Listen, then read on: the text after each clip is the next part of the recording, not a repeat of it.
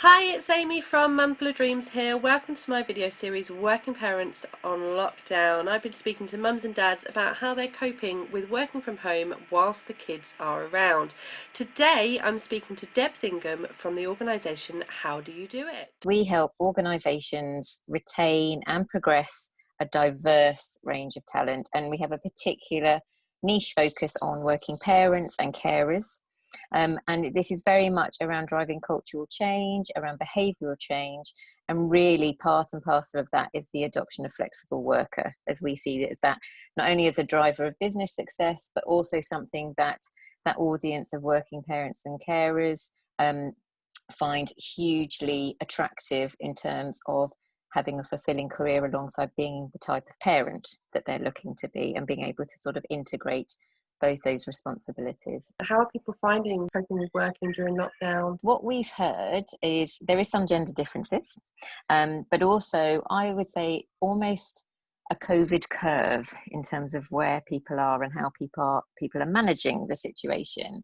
I think from the groups that we have been speaking to across the duration of the pandemic, in those first couple of weeks, I would say that there seemed to be almost an adrenaline fueled whether that was overwhelm or anxiety or part excitement, perhaps, in terms of coping with this new and very different and very unique situation.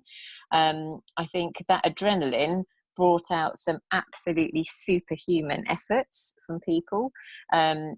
We were hearing incredible stories of what people were achieving in their day, but equally the hours they were putting in to make that all possible. And the sort of, high performing cultures and organizations that we're used to working with, people absolutely were still wanting to, self-impose those high expectations they have on themselves as the type of parent they are, but equally the type of employee they are. We often were hearing examples of people getting up very early in the morning to start their working day at sort of 4:35 in the morning so they could get a few hours in before the rest of the household was up, then switching into childcare mode, be that if you've got a preschooler, that's still a very physical responsibility in terms of not being able to take your eyes off them, and in terms of safety as well as entertainment. But even those who've got homeschooling, so slightly older age group as well, once the children were up, there was having to be that switch into, home and childcare responsibilities. And then once that phase of the day had moved through, along with the feeding and, entertaining and everything else that goes with it, moving back into work mode in the evening for many of them, and working to really quite late at night. Staring at the computer, which then invariably meant when they were turning it off and collapsing into bed, a lot of people weren't sleeping brilliantly because they have been staring at a screen fairly late into the night, as well as the fact that their mind was absolutely whirring with everything that was going on, from a personal perspective. And I think for those first couple of weeks, people were fairly relentless in tackling it that way. There was a bit of tag teaming going on where there are two parents in the home, but that's not always the case. Particularly if both parents were working, you might get a bit of bartering around one person doing the morning, one person doing the afternoon. Again, only where that's possible. Equally, there may have been in some households conversations, or maybe it was actually more of a subconscious decision about who was getting priority around working versus who was helping more on the domestic front. But that first couple of weeks, there definitely seemed to be quite a can do, will do, we will find a way, and trying to fit it all in. I think what was interesting is a kind way of saying it. Alarming is probably more realistic. After those first couple of weeks, what we were starting to hear was people talking about being at breaking point. People were really recognizing this just was not sustainable, this sort of superhuman effort, and people needed something to change. Interestingly now, I think a number of families, have worked through and have had to decide, have been forced to decide whether that's really honest conversations with work and with colleagues about what's achievable and what they've got going on at home, or very honest conversations at home about how this is working between them if there is more than one adult in the house that can be part of the childcare. Has meant that we've now got to a place where I think people have found a rhythm. It's not necessarily what they would want in their ideal situation, but I think that people have started to recognise that they needed to work out what's going to work for them and their family that is sustainable in the midterm. BBC released a survey from the IFS saying that mothers are taking on a lot more of the responsibility when it comes to the childcare. So the stat that they came out with is that mums are getting about an hour of uninterrupted work for every 3 that the dad gets. What would your thoughts be on that? Does that tally with what you've been hearing? I mean, it's interesting, and I think that, again, kind of going back to probably the early days of this. So, I mean, goodness, early days, I can't believe we're already talking in those sort of terms. But in the first, 5, 6, 7 weeks of this, when families were trying to find their new normal, I think, there was a reality in a large number of households to revert to gender stereotypes. And that's partly because, there will be many of us who are parents now who, how we were brought up was in a more traditional household in terms of the split of paid work and non-paid work. What's been interesting is, I think, that it depends very much on the demographic in terms of age often.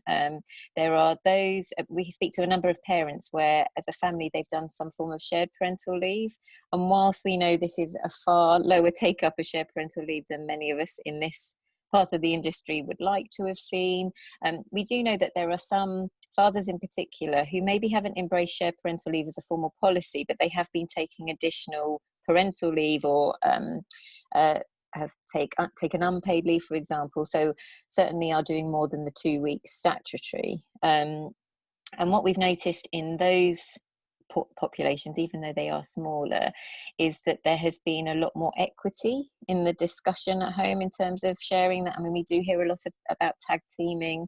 I think what's interesting is it potentially took for the situation to fall into the stereotyping to maybe prompt some of those conversations in some households. I mean, obviously we are talking to a very small sample size compared to, the likes of some of the research that's being done.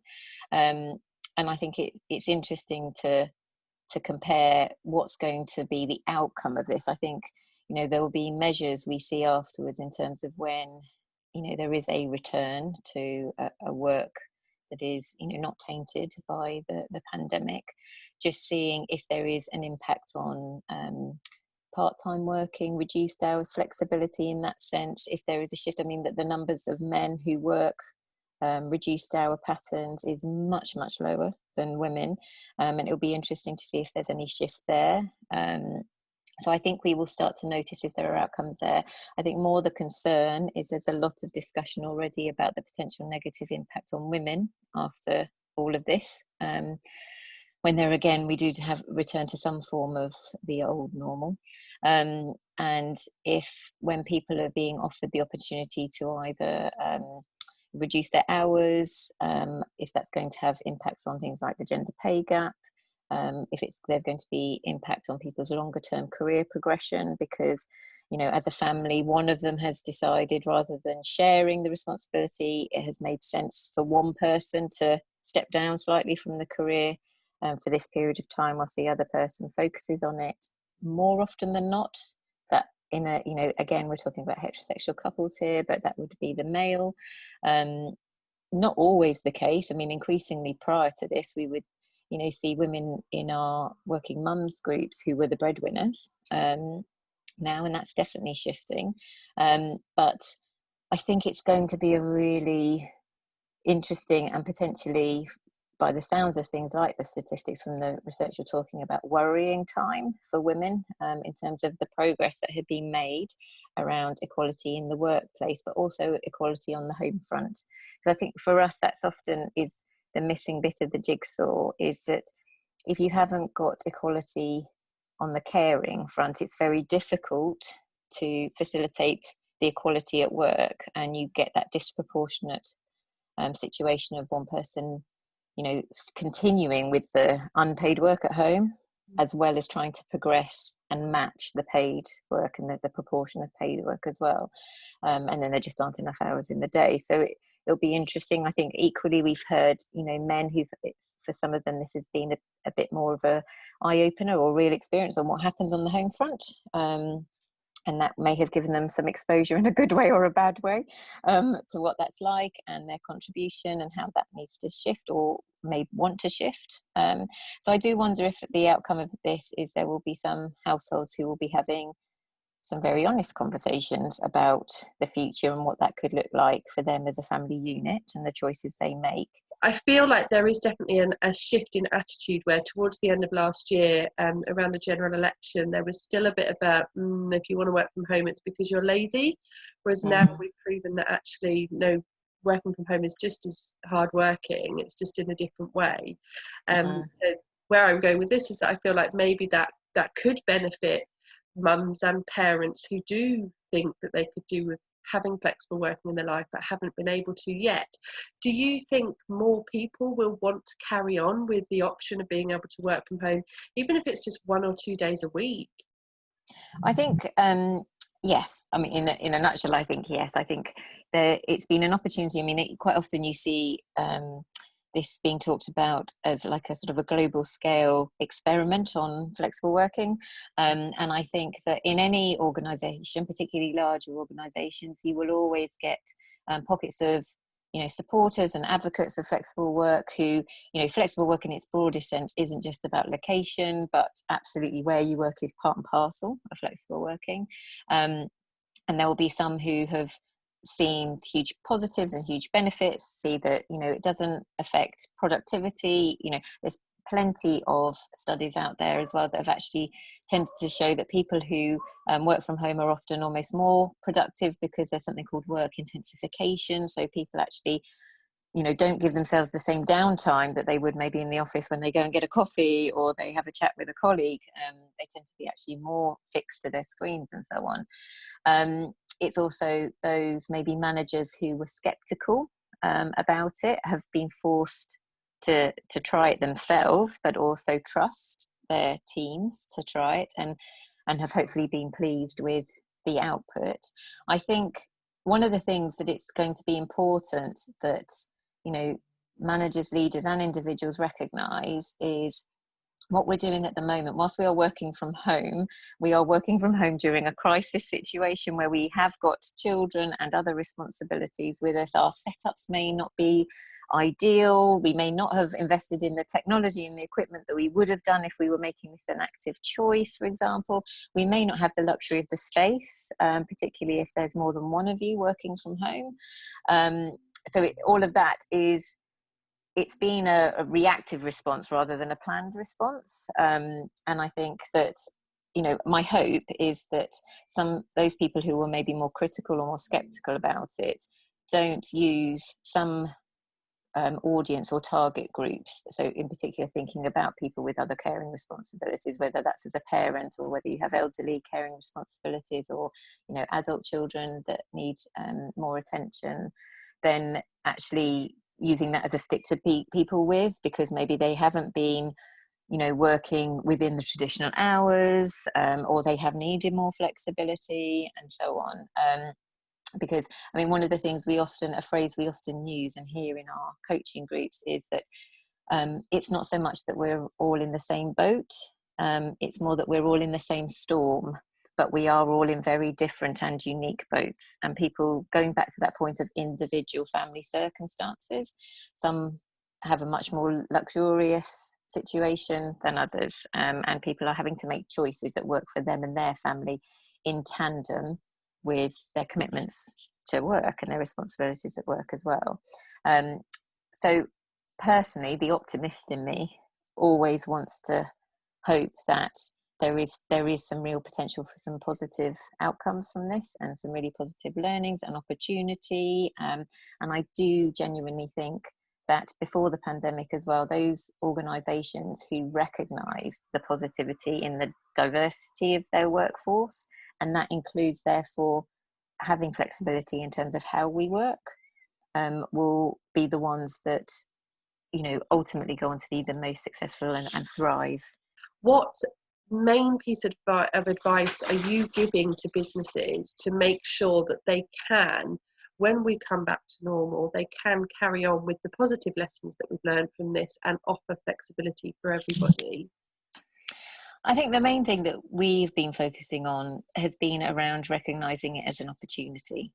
So this is an opportunity to be at your most creative in terms of really thinking about marrying the commercial need for the business and what's required there, but actually using this as an opportunity to look at what is possible, rather than, I think, like any anything in life, in many ways we have well-worn paths, and it's very easy to continue with the way that we've always done things, but there's a real opportunity for innovation and creativity and just to explore new and different ways of working. I think one of the other things that I've noticed throughout this, that has been, a pervading sense, whether it's at a community, local level, or even amongst business, is there's so much more collaboration, a lot more openness and collaboration. I mean, we've seen it, for example, in the research area when people are thinking about vaccines and so on, but where companies maybe have been very secretive about what they're considering and what options are.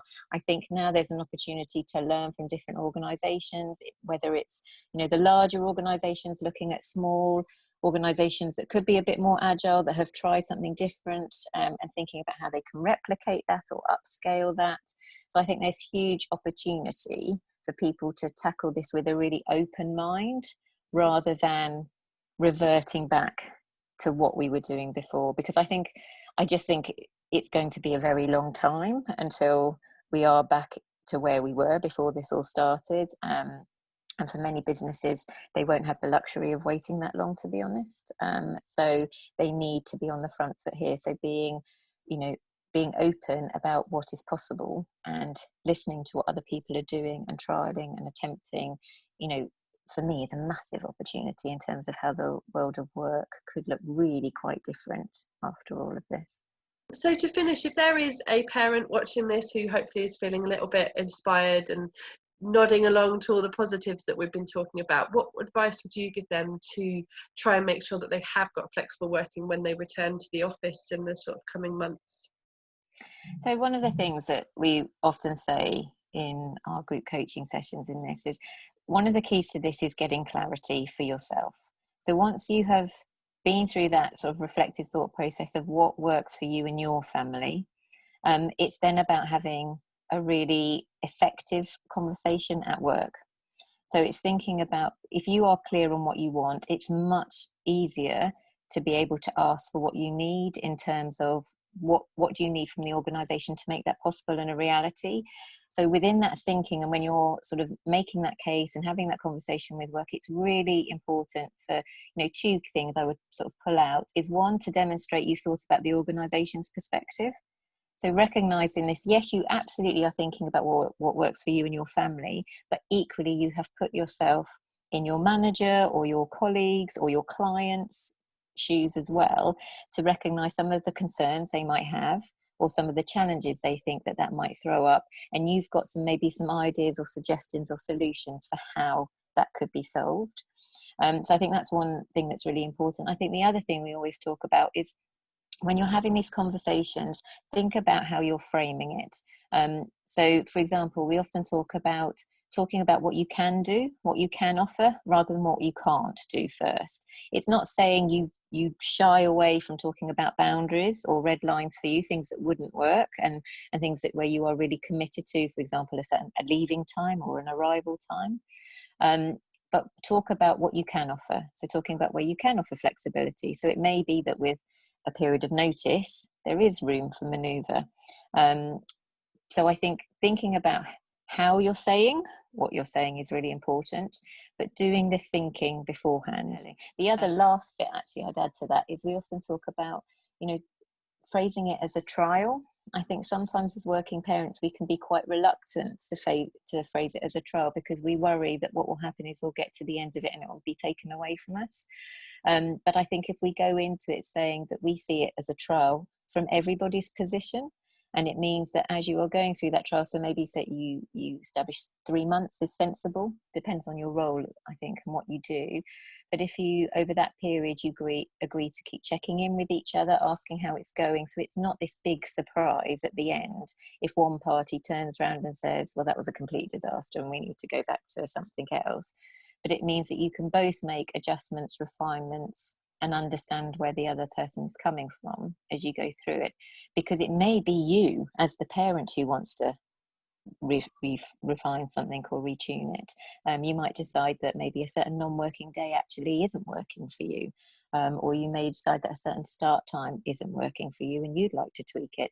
I think often we think it's always going to be like the power is on one side, it's not an equal relationship. But I think if you can come in trying to recognize this is about needing to win for both parties, then you're in, I think you're sort of setting yourself up for success. And if anybody would like to find out a bit more about what you guys do, where can they find you? We are on Twitter. We are also on LinkedIn. You can also find myself on both of those platforms. And also, obviously, we have a website, which is howdoyoudoit.com.